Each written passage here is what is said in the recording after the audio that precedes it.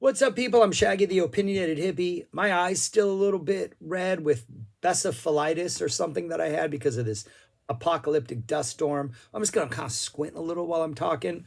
Plus, this leg of the Frank Zappa tour that I'm discussing today, Frank did an entire show with the flu, coughing, getting an entire audience sick. We have an official release of that. So I figure I can go ahead with a little bit of a sore eye.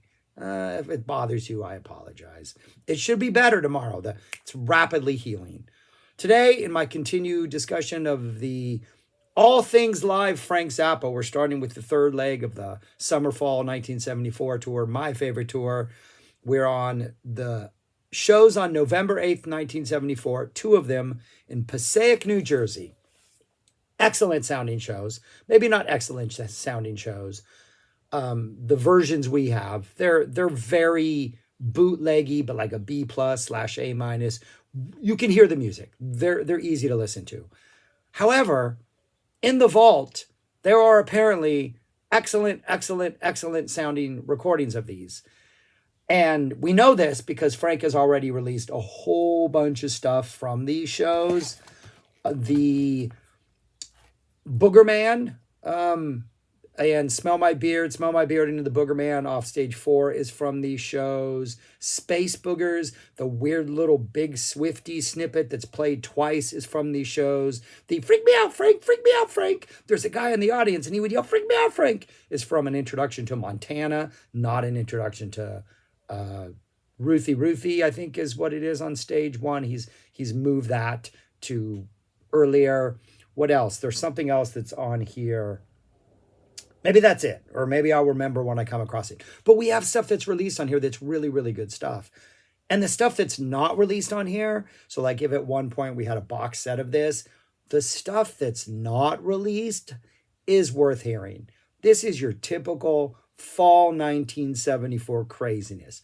There are solos in here where you're like, what was Frank doing? Like, it was interesting. I think it ultimately worked, but was that a solo? No. And then there were absolutely fantastic solos. We get great songs. There's a Pajama People on here. There's an awesome Big Swifty. There is some absolutely amazing stuff. And I think if you want to check out live Frank Zappa, this is a good place to start. These shows are on YouTube. The sound quality, make it through Tush Tush Tush. Sound quality gets better after both of the opening Tush Tush Tushes. And I think you'll agree this is some great stuff. The early show. Fantastic. Tush Tush Tush is the opener. Oh, we got a lot of secret word play, I guess is what we're going to call it. We get a lot of Freak Me Out Frank references. Ruth's brother Charlie is still in toast. We get a lot of references to Charlie. What else? We got a lot of Marty and the Dogs, a lot of Booger Bears. So we're in the full-on in-joke galore era of the 74 tour. Opens up with a really good Tush Tush Tush.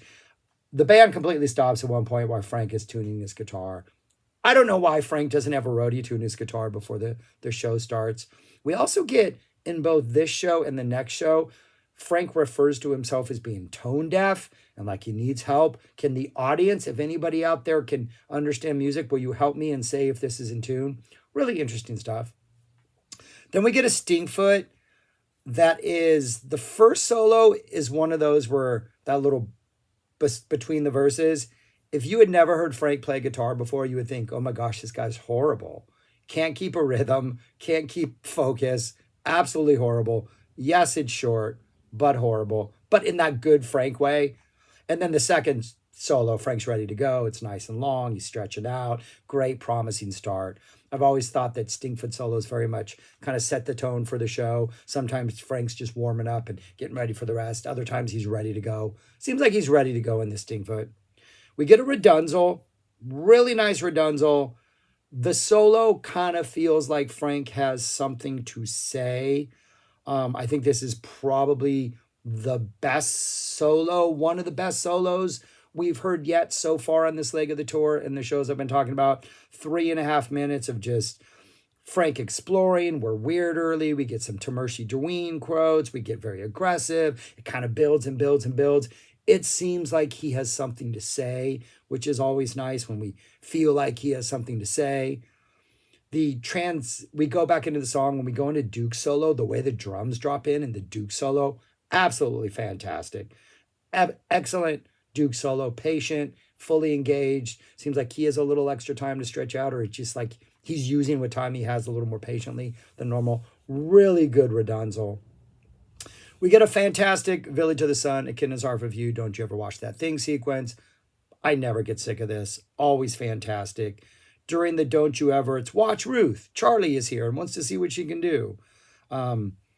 Really neat. One of the cool things about listening to like these bootlegs and not, and getting, especially listening to the same band play the same songs over and over again, is you hear little different details pop out, especially in this Don't You Ever Watch That Thing. There's little hi-hats and cymbals and little drum things, percussion parts that maybe you're not picking up on other releases because just the way they're produced or recorded. Really neat little drum parts that are popping out on this. Really high energy Florentine Pogan. Solos kind of short. After the really good solos for Florentine were earlier on this tour. As the tour goes on, they tend to get shorter. They're still funkier. They're still high energy. They're just not as long and developed and epic as, say, that Token of His Extreme one. That goes into I'm Not Satisfied. Always a great drop. Always great. No tape cut in this one. I think we get a full I'm Not Satisfied, I'm not mistaken. And then that goes into A Cosmic Debris, which continues to be one of the highlights of this leg.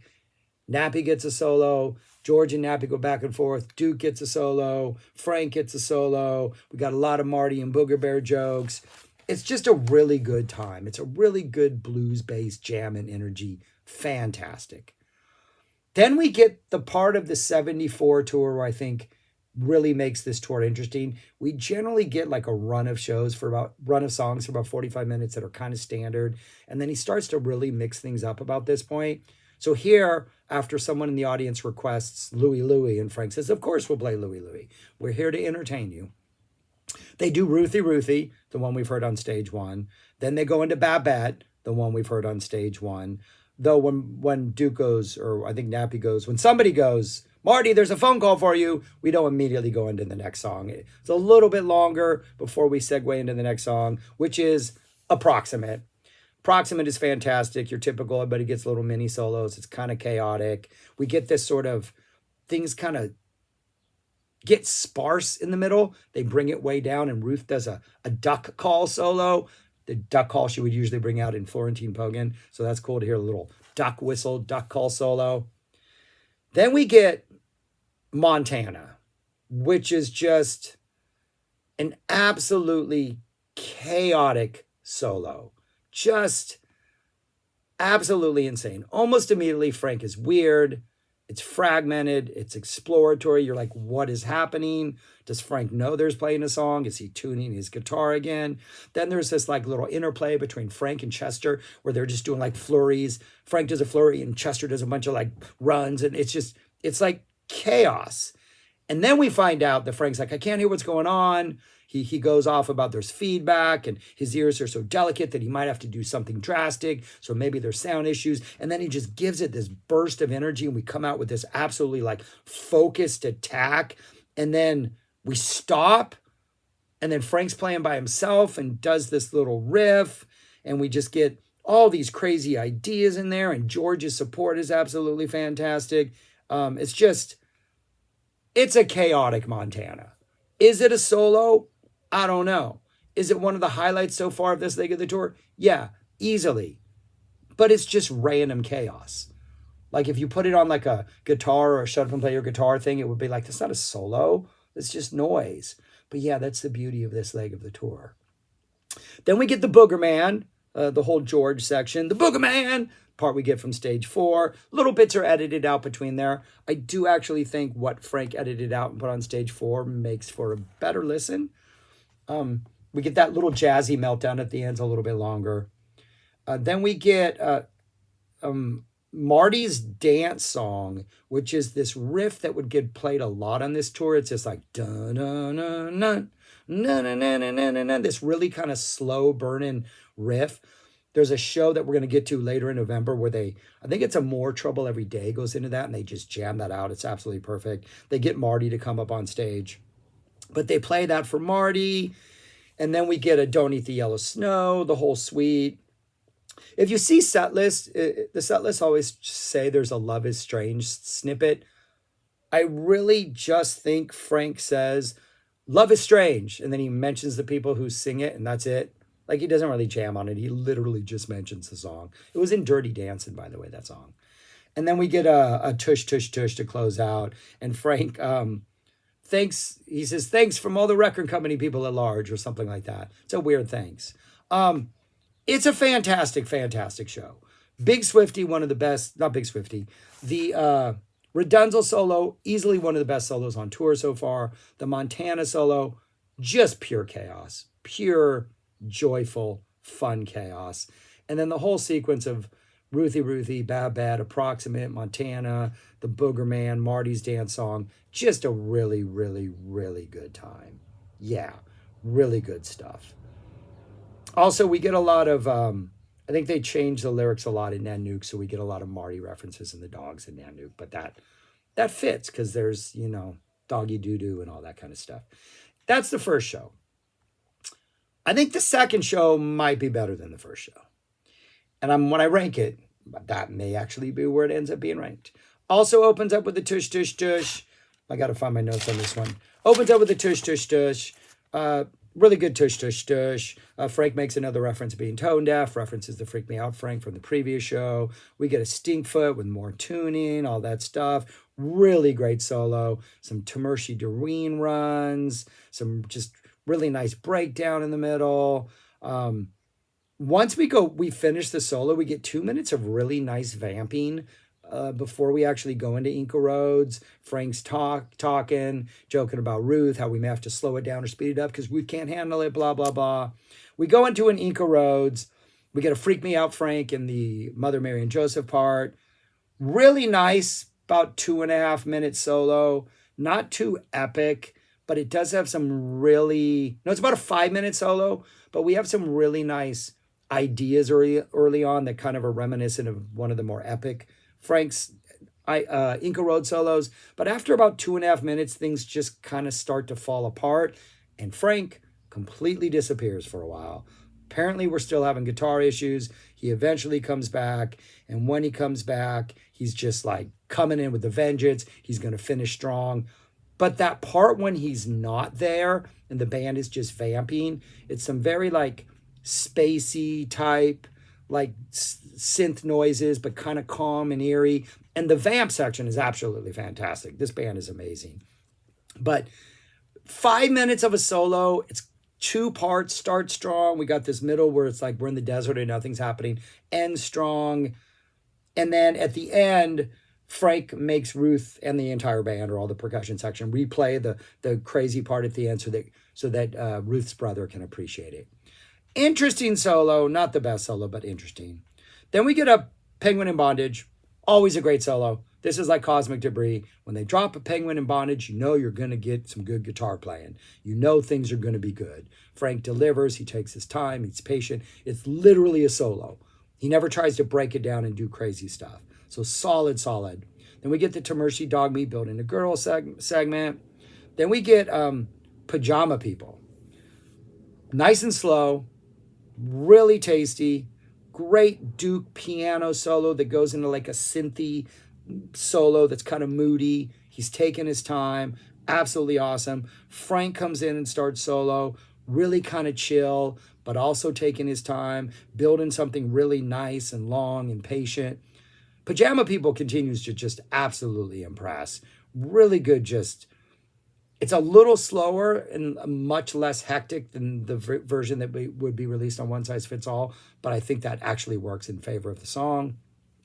Then Frank's like, oh no, we're going to do something we've never done before. We're going to segue into Big Swifty. We've never practiced this, but they nail it. Oh, and before they play Pajama People, somebody in the audience requests Big Swifty, and Frank's like, no, we can't play that now because that would be too many instrumentals in a row and we got to mix it up. So then they do Pajama People into Big Swifty. And this is a Big Swifty in which at this point in the tour, Frank, I think, is not playing Dupree's Paradise as much. Dupree's Paradise is falling out of favor after essentially all of 73, most of 74. And now Big Swifty is taking over that mantle, at least in this one. Super fast feel. It's like like they're ripping through this like the 74 band does. We get a Duke solo. We get a bass solo. We get a really funky nappy sax solo. We get a drum solo. And then we get your weird off the grid Frank solo. Some really nice low note runs. We get that part that's called Space Boogers, which if you've heard One Shot Deal, you would not guess that Space Boogers was from a Big Swiftie because it sounds nothing like Big Swiftie. But that's what Frank does to songs in this era. Kind of reminds me of like kind of what Frank was doing in 74 is kind of what he did in 82 and 84 and somewhat in 88, where the solos almost bear no relation to the song. But in this instance, it's a much more organic, like we're going to start off in this direction and then just veer off to somewhere else. Where in those later tours, Frank's like, we're not even going to acknowledge that that song existed. Once we get into the solo thing, we're going to start it just completely different. Here we're going off into really weird places, but it seems more like we're just falling apart. A lot of really cool quotes in here. There's a Sweet Leilani quote. Really awesome, awesome Big Swiftie. Another epic solo. We get a Camarillo Brillo. And then once again, as happened earlier, I think it was the Halloween shows, we close out with what is the highlight, I think, of the tour so far? Absolutely should be released, must be released. And oh no, Son of Orange County, Trouble Every Day. I think the whole thing clocks in at somewhere like 20 minutes.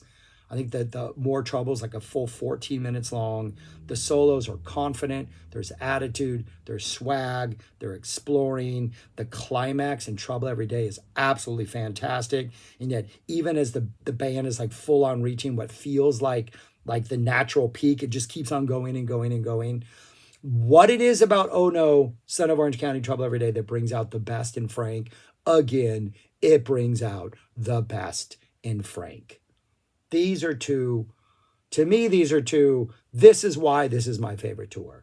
The randomness of some of the solos, the chaos of some of the solos, the utter brilliance of some of the solos, and the fact that they're playing these songs ridiculously well, despite all the ribbing that Ruth takes at the hands of Frank and not being able to keep up the pace. Ruth is a beast. We love you, Ruth. Where would I rank these two shows if I had to rank them among all the others? They are 1 and 2, being the second one being the first, and the first one being the second. Yeah, that's it. This band is getting better, and Frank's guitar playing is getting crazier. And my eye, thank you for... the light goes weird on this. My eye feels good. So I hope it wasn't a distraction this whole time. But yeah, those are my thoughts on these two excellent shows. There's a lot of little details I know I missed in both of these because there is just so much great stuff in here. The Marty Beard references are out of control. And we got Smell My Beard. We got What You Saw on His Beard. Why don't you wash it then? A lot of that stuff. Yeah, the stuff that's been released, Babette, Ruthie, Smell My Booger, Freak Me Out Frank, the Space Boogers, I already said that. Yeah.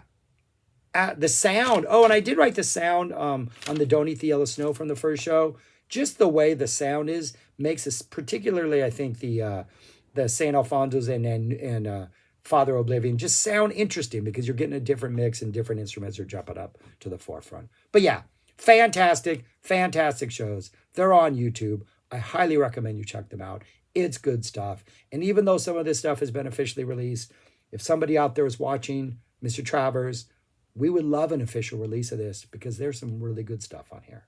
That's all I got. Subscribe, like, share, comment. Thank you for watching. Thank you for tolerating the eye. I have like besiphilitis or something. That's what it's called. There was a sand dust storm here and it got infected like 2 days ago. It was like this.